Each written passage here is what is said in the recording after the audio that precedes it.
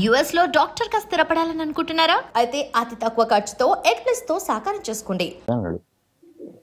Cut చేస్తే అలా few days తర్వాత అదృష్టం చూడండి, ఆయన లైవ్లో కలుస్తాను నాకు డైలీ. ఫోన్ చేయడం మానేసాను నేను. లైవ్ అన్న హాయ్ అన్న హాయ్ అన్న హాయ్ అన్న అనుకున్నా. కట్ చేస్తే ఆయన ఒకరోజు ఫోన్ చేశాడు. ఆయనే అర్జున్ రెడ్డి అని ఒక సినిమా స్టార్ట్ అవుతుంది, దానికి ఆఫీస్కి వెళ్ళు నువ్వు, నేను చెప్తా అన్నాడు. వెళ్ళి మార్నింగ్ పోయేసరి సందీప్ రెడ్డి వంగన్న ఆడ కూర్చొని ఉన్నాడు. టీషర్ట్ వేసుకుని కో డైరెక్టర్ ఉన్నాడు, వేరే ఒక తెలిసిన ఆయన లోపల పట్టుకుని కూర్చున్నా. వచ్చిన తర్వాత పర్సన్ వచ్చేసి సిగరెట్ తాగుతాను అని అన్నాడు. నాకు అలవాట్లేదు. సార్ తాగుతాను సార్ అది అని అన్నా. సందీప్ అని వచ్చాడు. బ్రదర్ సిగరెట్ తాగుతారా మీరు? తాగుతా సార్ అన్న. ఇతను పెట్టేసాడు అక్కడ, అట్లా ఏం లేదు పెట్టేసాడు అన్నాడు. అనగానే బయటకు తీసుకొచ్చారు. పేమెంట్ ఎంత అంటే మీ ఇష్టం సార్ ఎంత అనగానే పర్ డే 1500 ఇచ్చారు వాళ్ళు. ఫస్ట్ పేమెంట్ అది నాది. అర్జున్ రెడ్డి ఇప్పటికీ చిన్న సీన్ ఉంటుంది బిట్ అందులో. నా ఫస్ట్ సినిమా అర్జున్ రెడ్డి, నా లైఫ్ ఫస్ట్ సినిమా. హైలైట్ ఏం తెలిసాక 6 సీన్లు చేసా, 5 సీన్లు కట్ అయిన ఒక సీన్ ఉంది. 6 సీన్లు ఒక సీన్ ఉంది, అది కూడా సైడ్ ప్రొఫైల్ ఉంటుంది. అది ఏ సీన్ అంటే ఇప్పుడు ఉన్న సీన్ ఏంటంటే రాహుల్ రామకృష్ణ అన్న హేమంత్ అన్న ఇద్దరు ఇంట్లోకి వచ్చినప్పుడు బీర్ బాటిల్ లేపి లోపలికి వెళ్ళి అలా బయటకు వచ్చి అరే అర్జున్ రెడ్డి రా పార్క్ పోయినట్టున్నాడు పోదాం పానగానే మేము ఇద్దరం వస్తాం. వచ్చి అన్నా అర్జున్ అన్న చెప్పన్నా మా అమ్మాయి ఎటు కప్పుకున్నట్టుగా అట్లా కప్పుకుంటే అపార్ట్మెంట్ వైట్ టీ షర్ట్ నేనే. నా ఫస్ట్ సినిమా. అయ్యో నేను హార్ట్ఫుల్ చెప్తున్నా, నేను థియేటర్కి వెళ్ళి చూసేసరికి నా సీన్స్ లేవు. చాలా బాగా అనిపించింది. అంటే మనకు హోప్ ఉంటుంది అక్క. అప్పటి నుంచి నేను ఏదైనా సినిమా చేస్తే చెప్పుకోవడం నాకు ఇంట్రెస్ట్ లేదు, ఎందుకంటే ఎడిటింగ్లో కట్ అవుతుంది. ఆ అన్న చెప్పాడు అది. తర్వాత ఆయన చిన్న చిన్న యాడ్స్ చేస్తుంటే దాంట్లో పెట్టుకున్నాడు, ఇంకొక దాంట్లో చేస్తే ఇంకో దాంట్లో పెట్టు. ఆయననే ఒక కాంటాక్ట్ కట్ చేస్తే చిన్న చిన్న మూవీస్ చెప్పి దాంట్లో చెప్పి దీంట్లో చెప్పి రాజు యాదవ్ మూవీ డైరెక్టర్ ఆయన గెటప్ సినీ, దాంట్లో ఫుల్ లెంత్ ఫ్రెండ్ రోల్ ఇచ్చాడు. సూపర్. చూసావా నువ్వు హార్డ్ వర్క్ చేసావు. కృష్ణానగర్ అడ్డా మీదకి వచ్చి అందరిలాగే తెల్లవారు 6 గంటలకు వచ్చి నిలబడ్డాం కదా. అంటే లైఫ్ లెసన్స్ నేర్పిస్తుంది అంటారు. అవును కదా, ఆ లెసన్స్ నేర్చుకున్నాం. 15 డేస్లో యాక్టింగ్ నేర్చుకోమంటే ఎక్కిందా? ప్రాక్టికల్ థియరీలో నేర్చుకున్నాం.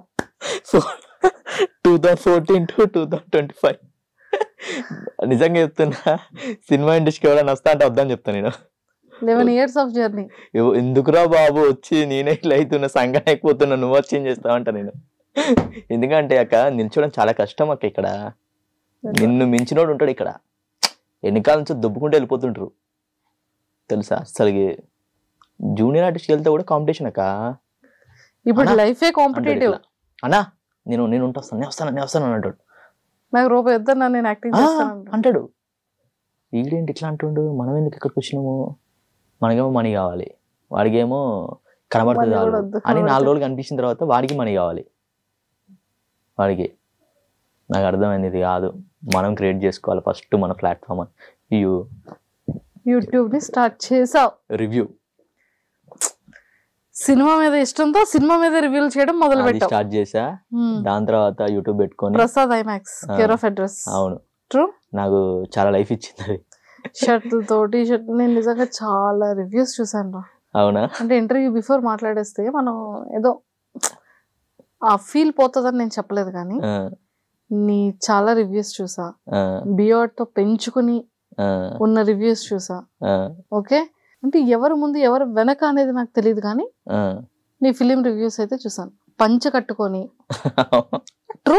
గోపిచంద్ గారు నా వీడియో చూసారట ఓ రోజు. నేను లుంగి అంతా కట్టేసుకొని అన్న ఇది గోపిచంద్ సార్ చూస్తాడు అన్న వీడియో. చూస్తాడు వాళ్ళు అనగానే అన్న చూడమని చెప్పన్న సార్ అంటే మా సిస్టమ్ అని చెప్పి ఆ వీడియో వేసి పెట్టా. ఆయన నిజంగానే వీడియో చూపించారట ఆయన దగ్గరికి వెళ్ళి. సార్ ఒకసారి వీడియో చూడండి సార్, వీడియో ఎలా చేస్తాడు సార్ అంటే ఆయన ఫుల్ నవ్వుకున్నాడట. నాకు వేరే వాళ్ళు చెప్పారు, సో హ్యాపీ అనిపించింది నాకు.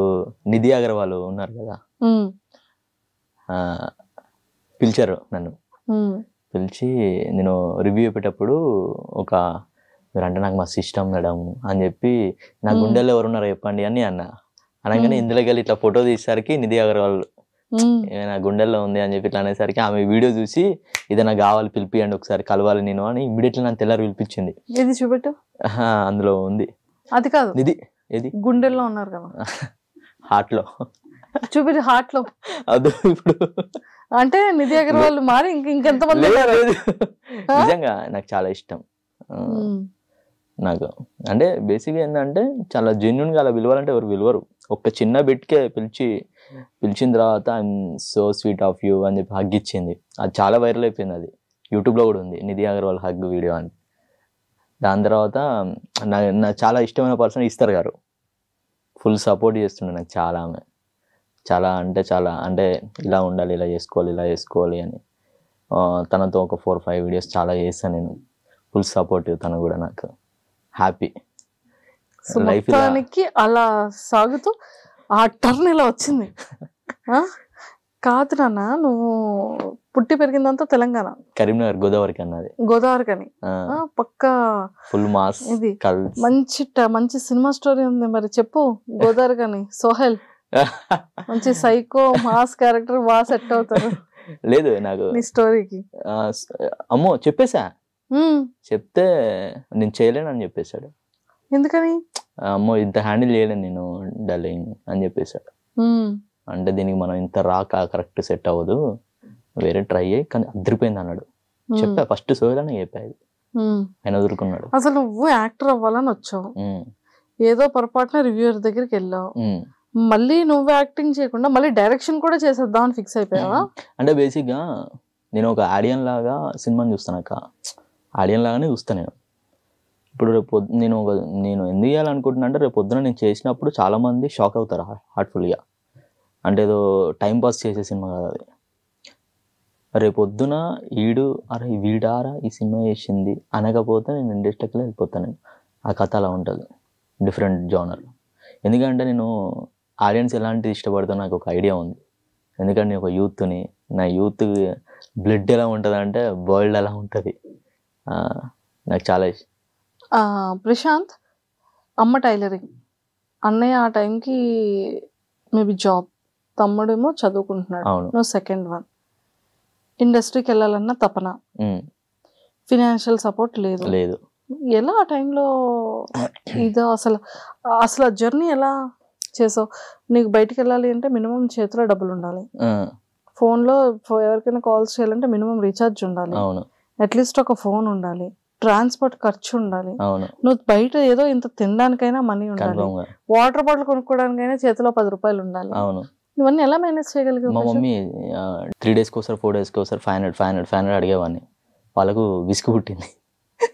4 years ఏంది మన ఇంత ఉండి ఏంది ఇక్కడ వచ్చి ఇలా డబ్బులు అడుగుతున్నాము అని నాకు అనిపించాక కొంచెం ఈ రివ్యూస్ ఎప్పుడైతే స్టార్ట్ చేసామో అలా వీళ్ళు పిలిచి వీడియోస్ చేయించుకోవడము నాతో, ఇట్లా ఇది చేయండి అది చేయండి అని ఇంటర్వ్యూ చేస్తే 2000 అలా చేయండి అలా ఇచ్చేవారు. అప్పుడు కొంచెము హెల్ప్ఫుల్గా అయింది. తర్వాత వేరే వాళ్ళ ఛానల్స్కి నేను వీడియోస్ చేయడము, వాళ్ళు మనీ ఇవ్వడము, అలా చేసుకుంటూ వచ్చా. తర్వాత మనం ఎప్పుడైతే పెట్టుకున్నానో అప్పుడు కొంచెము ఫైనాన్షియల్గా ఫిట్ అయ్యా. యూట్యూబ్ ఏ ఇయర్లో స్టార్ట్ చేసావు? నేను 5 years అవుతుంది అంతే. యూట్యూబ్ స్టార్ట్ చేసి 5 years, 4 years అవుతుంది. 7 lakh సబ్స్క్రైబర్స్. అవును. 170 ఇన్స్టా ఫాలోవర్స్. ఫేస్బుక్లో 350,000. 350,000 ఫాలోవర్స్. ఇవన్నీ ఏం చేస్తాం? ఏం లేదాక అది అంటే వాళ్ళు నన్ను చాలా ఇష్టపడి ఫాలో అయ్యారు. వాళ్ళు నన్ను ఇప్పుడు మన దగ్గర ఏదైనా ఎంతో కొంత ఇష్టం ఉంటే కానీ ఎవరు ప్రాంక్ వీడియోస్ చేసావా? చేసా, స్టార్టింగ్ లో ఆపేసా. ఇప్పుడు 1 by 1 గుర్తొస్తుంది నాకు.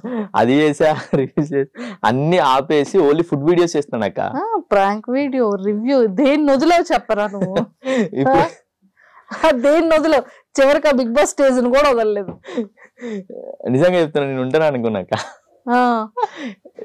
హతవిధి అంతా హతవిధి. సో ఇంకా నీ కష్టం దేవుడు చూడలేదు. లేదు అంటే వాళ్ళకి అర్థం కాలేదు. పరీక్ష ఈ అగ్ని పరీక్ష వీడికి సరిపోదు, ఇంకేదో పెద్ద పరీక్ష పెట్టాలని చూస్తున్నట్టున్నారు. అంటే బేసిక్ గా వాళ్ళు నన్ను ఫాలోవర్స్ చూసి ఈయనకి ఇన్ని ఫాలోవర్స్ ఉన్నారు, నువ్వు కామన్ మ్యాన్ ఎట్లా అవుతావు అని ఆపారు. అంతే అంతే. అంత ఫాలోవర్స్ సంపాదించుకున్నావు కదా, డబ్బులు సంపాదిస్తున్నావు ఫాలోవర్స్? లేదక్క, వాళ్ళకి అర్థం కాలేదు అక్కడ ఎవరికి. బేసిక్ గా నేను ఇది వెళ్ళిపోవడానికి కారణం కూడా బేసిక్ గా ఫాలోవర్స్. ఇంత ఫాలోవర్స్ ఉన్నారు కదా, కామన్ మ్యాన్ కాదు మీరు, మంచి ఫాలోవర్స్ ఉన్నారు, ట్రై టు బెస్ట్ అని చెప్పారు వాళ్ళు. బేసిక్గా మనకు బెటర్ లక్ అన్నారు. చేయదాకా మనకు చేతక కాదు అంతే అట్లా. సూపర్. కానీ హ్యాపీ, ఎందుకంటే వాళ్ళు నన్ను నమ్మి అక్కడ స్టేజ్ వరకు పిలిపించి పెట్టారంటేనే, కానీ నేను చాలా రుణపడి ఉండాలి వాళ్ళకి.